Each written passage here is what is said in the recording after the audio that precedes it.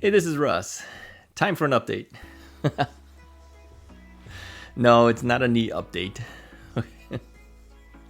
Usually, when I say it's time for an update, it's a knee update. But no, we're not talking about the knee today. Okay, my knee is doing okay so far.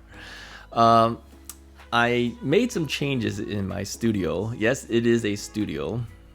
People may think it's oh you're just like talking in front of a green screen. Well, yeah, I am.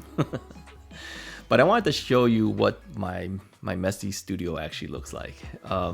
You might have noticed that I was making videos, music videos, for the last 4 videos before we started doing another knee update. And so my goal in life has always been to either be a full-time musician or a studio engineer or something to that effect. But somehow I got sidetracked and never went that route.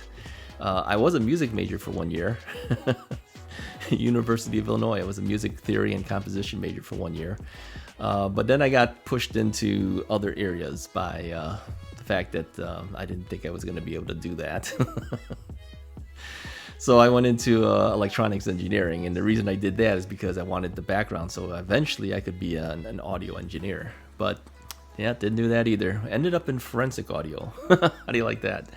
Along with other forensic work. But anyways, I guess my interest in doing some music has come back to light, and so I decided to do these 4 videos, music videos for you, which has audio from a recording that I made on my old 8-track recorder. Now we're not talking 8 tracks like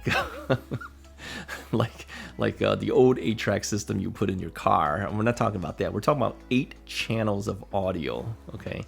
Digital multi-track recording. And so I don't know how long ago it was, maybe late 1990s, probably just before the turn of 2000 range.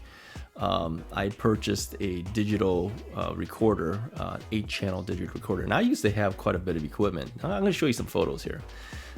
This is some of the equipment I used to own. Now, we were lucky. My family actually owned a stereo store. And if you don't know what that is, I guess you're not old enough. For many years, in the late 1970s to mid 1980s, before I got married, and so we had a lot of equipment, and we had 3 sound rooms, and I converted one of the sound rooms into an actual recording studio. And so my father was able to buy me some equipment for recording. He gave me a lot of stuff, really, things that I probably didn't deserve to have, but he bought multi-track recorders for me. I've had, I think, 8 open reel recorders. I'll put some photos up here so you can see some of the old equipment I used to have.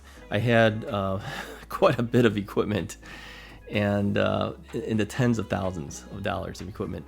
And so after I got married, I moved to San Diego with my wife, and I brought all that gear with me. I mean, we're talking large mixers, we're talking multi-track reel-to-reel recorders, a couple of those, huge studio monitors for speakers. And so before I moved back, and a drum set too, I'll show you my drum set here. And before we moved back, I sold all that stuff because we had to get rid of a bunch of things in order to get back from California back to the Chicago area. And I've always kind of regretted it. So years later, I said, I would like to get some recording gear back. And so I bought this $2,000 Roland digital multi-track recorder. Now, this small little thing essentially took the place of all the other gear that I had that was huge and large, right? Probably records better too, quite frankly. The sound quality was better. And so my wife said, for $2,000, compared to the tens of thousands of dollars of equipment, aren't you glad you got rid of all that stuff when you could have? Yes and no. I still kind of miss those things. So anyways, I recorded the 4 songs off of that recorder, but it was always limiting. 8 tracks is always a little limiting. You could only put so many instruments before you run out of tracks, right? So I had actually learned on a multi-track machine that was 16-track, 2-inch open reel tape. That's how I learned. I learned when I was about 16 years old at a recording studio. And anyways, So I always wanted more than 8 tracks. So I bought this recorder made by Tascam, which a lot of my recorders were from Tascam along with other brands. This recorder is 24 tracks. Now you may think that this has got to cost a lot of money. Well, no. I bought it about 8 years ago and I never used it. I bought it to replace the Roland recorder, and I gave the Roland to a friend of mine's. The Roland cost me $2,000. This 24 track recorder I bought on sale, $399. If you think about what this is capable of doing compared to all the older gear I had, it's shocking. Okay, now they don't make this one anymore, but they do make the same one as you see here. They call it an SD version. My version has a SD card as well, but it also can burn CDs. It's got a built-in CD burner, and it also has MIDI capability. If you don't know what that means, it doesn't really matter at this point. It's a way of interfacing other musical instruments into it. But anyways, they took off the MIDI and they took off the CD burner, and now it's called the DP24. Was it? Yeah, DP24 SD.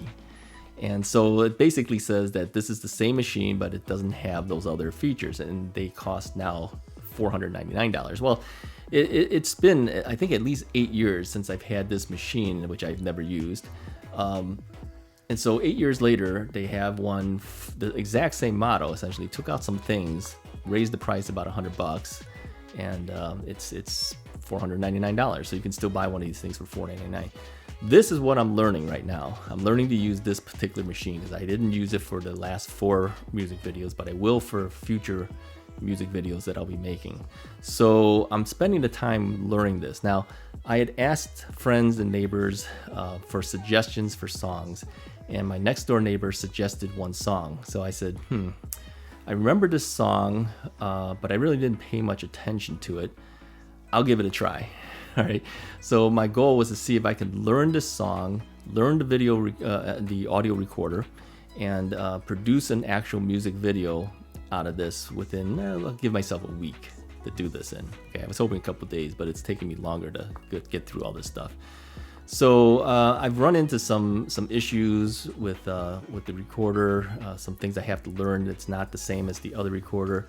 I figured it out. It's not difficult. It's just getting used to it. But the one thing that I noticed too is, I haven't played my keyboard in, I don't know, at least 10 years or more. So I'm not very good on my keyboards. I can play guitar a lot better than I can keyboards. And this song is keyboard heavy. So it's taking me a while to learn it. And what I thought was a fairly easy song, because it does sound pretty simple, has a lot of chord changes that you got to remember. And keep in mind, I don't have sheet music or anything like that to go by. I'm doing this all by ear, which is how I typically do all my music anyways. But I'm having to write down chord changes and everything like that. And then I got to transpose it too, because I can't sing that high anymore. As I'm getting older, my voice level is dropping. I can't sing the ultra high notes like that.